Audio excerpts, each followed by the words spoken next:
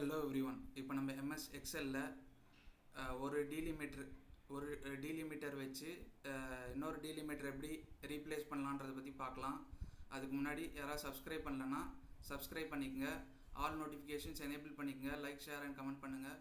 For example, இந்த செல்லை select பண்ணிவிட்டு first equal to text split function, text ஆர்குமெண்ட்டில் இந்த A2 செல்லை செலக்ட் பண்ணிவிட்டு கமா காலம் டீலிமிட்டர் ஆர்குமெண்ட்டில் டபுள் கோட்ஸ் ஓப்பன் பண்ணிவிட்டு கமாவை கொடுத்துடலாம். இப்போது ப்ராக்கெட் க்ளோஸ் பண்ணி என்டர் கொடுத்தோம்னா ஸ்ப்ளிட் ஆகிடுச்சு. இப்போ F2 கொடுத்து ரீநேமுக்கு போயிட்டு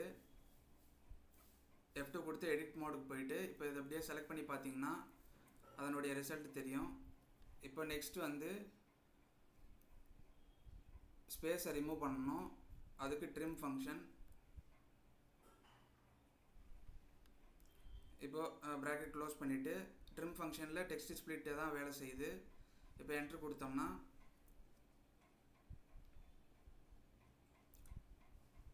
ஸ்பேஸ் ரிமூவ் ஆகிடுச்சு.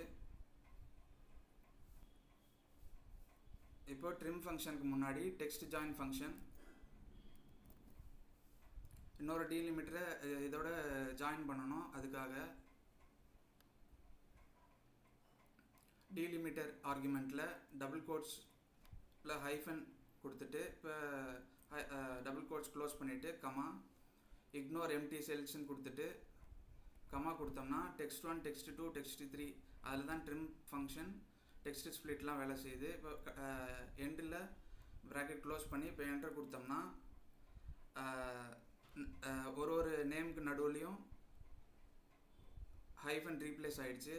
இப்போ ஃபார் எக்ஸாம்பிள் F2 கொடுத்து எடிட் மோடுக்கு போயிட்டு இப்போது டீலிமிட்டர் ஆர்குமெண்ட்டில் ஃபார் எக்ஸாம்பிள் இந்த டீலிமிட்டர்லாம் எதுவுமே கொடுக்க முடியாது அப்படின்னா ஃபார் எக்ஸாம்பிள் இப்போது அடுத்தடுத்த நேம் வந்து அடுத்தடுத்த லைனில் வரணும். அதுக்காக இதை அப்படியே செலக்ட் பண்ணிவிட்டு எரேஸ் பண்ணிவிட்டு கேரக்டர் ஃபங்க்ஷன் யூஸ் பண்ணிக்கலாம்.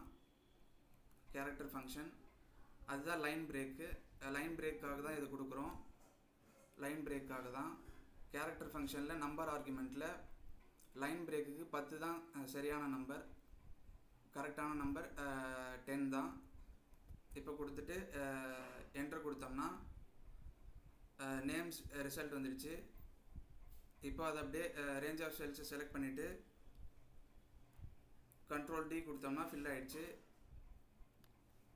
இப்போ எதிர்பார்த்த ரிசல்ட் வரலன்னா அடுத்தடுத்த லைனில் நேம் வந்து அப்பியர் ஆகலை.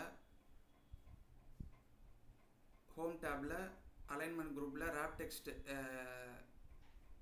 எனேபிள் பண்ணால் தான் அது அடுத்தடுத்த லைனில் வரும். இப்போ 3 நேம்ஸும் அடுத்தடுத்த லைனில் வந்திருக்கு. செக் பண்ணி பார்த்தீங்கன்னா தெரியும். இந்த மாதிரி நம்ம ஒரு டீலிமிட்டர் வச்சு அடுத்த டீலிமிட்டரை ரீப்ளேஸ் பண்ண முடியும். நெக்ஸ்ட் வீடியோவில் இதை விட இன்ட்ரெஸ்டிங்கான டாபிக் பார்க்கலாம். தேங்க்யூ.